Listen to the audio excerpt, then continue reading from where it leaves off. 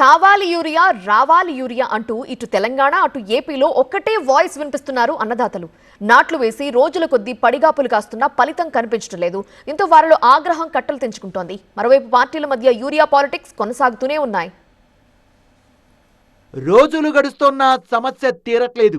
రాత్రంతా వేచి ఉన్నా పగలంతా బారులు తీరినా బస్తా యూరియా కూడా పుట్టట్లేదు. ఇదే అదనగా కొన్ని చోట్ల నకిలీ వ్యాపారులు రెచ్చిపోతున్నారు. నాగర్ కర్నూలులో నాసిరకం యూరియాను బ్రాండెడ్ కాంప్లెక్స్ 28 బ్యాగుల్లో వేసి రైతులకు అమ్మాడు ఫర్టిలైజర్ షాప్ యజమాని.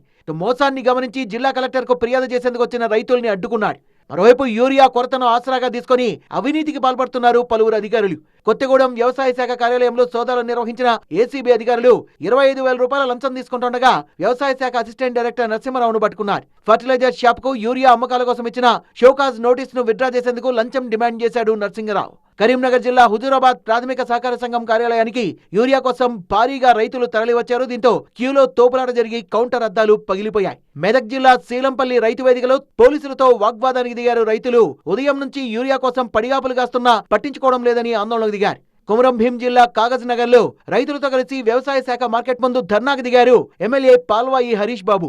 యూరియాను బ్లాక్ మార్కెట్ కు తరలించి కృత్రిమ కొరత సృష్టిస్తున్నారంటూ ఆందోళన చేశారు. మెదక్ జిల్లా కోనాపూర్ లో యూరియా కోసం రాస్తారోకోకు దిగారు రైతులు. మెదక్ సిద్దిపేట రహదారిపై బైఠాయించి నిరసన తెలిపారు.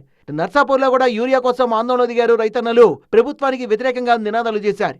సిద్దిపేట జిల్లా దుబ్బాక వ్యవసాయ సహకార సంఘం ముందు యూరియా కోసం అర్ధరాత్రి నుంచే క్యూలు కడుతున్నారు రైతులు.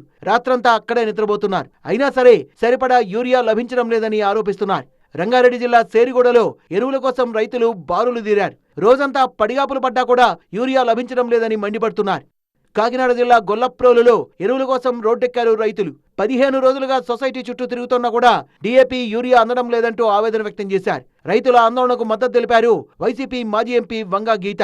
తెలంగాణలో యూరియా కొరతపై సమీక్ష నిర్వహించారు మంత్రి తుమ్మల. వారంలో రాష్ట్రానికి 35,000 మెట్రిక్ టన్నుల యూరియా వస్తుందని, డిమాండ్కు అనుగుణంగా జిల్లాలకు యూరియా పంపాలని అధికారుల్ని ఆదేశించారు.